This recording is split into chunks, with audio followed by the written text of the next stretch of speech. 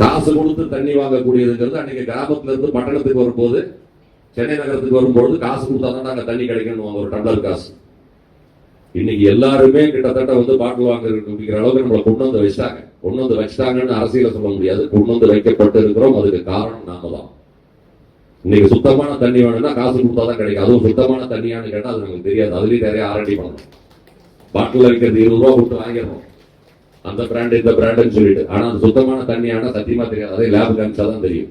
இன்னைக்கு எல்லா வீட்லயுமே கேன் வாட்டர், வெல் வாட்டருங்கிறது மறந்துட்டோம், லேக் வாட்டருங்கிறது மறந்துட்டோம். கார்பரேஷன் தண்ணியை மதிக்கிறதே கிடையாது. நம்ம சூடு தண்ணி குடிக்கிறவங்க எத்தனை, வாட்டர் ஹீட் பண்ணி குடிக்கிறவங்க எத்தனை ஃபேமிலியில் இருக்காங்கன்னு தெரியாது எனக்கு. கை தூக்கினாலும் தூக்க மாட்டீங்க, பேசினாலும் பேச மாட்டீங்க. சந்தோஷம், ஏதோ தூக்குனீங்க, ரொம்ப நன்றி.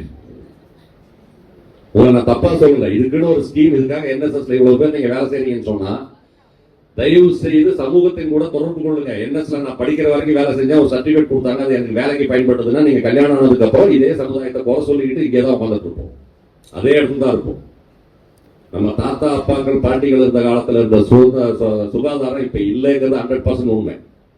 அதுக்கான காரணங்கள் ரொம்ப சிம்பிளா சொல்றேன். உங்களுடைய அப்பாட்ட கேட்டு பாருங்க. நீங்க இருந்த மாவட்டத்துல ஒரு கண் மருத்துவரோ, ஒரு பல் மருத்துவரோ, ஒரு ஐ டாக்டரா, கண் டாக்டர், இஎன்டி டாக்டர் ஆல்சோ டிஸ்ட்ரிக்ட்ல ஒருத்தர் தான், 2 பேர் தான் இருந்தாங்க.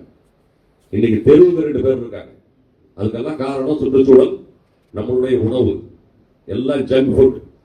சின்ன சின்ன பசங்கள்லாம் இன்னைக்கு கண்ணாடி, பல்லெல்லாம் வந்து தெத்து பல்ல வந்துச்சுன்னு இன்னைக்கு ஏதோ சைக்கிள் செயின்ல, வீட்டுல சொல்ற சைக்கிள் செயின் மாதிரி போட்டு வச்சிருக்காங்க இங்க எல்லாம் வரிசையா.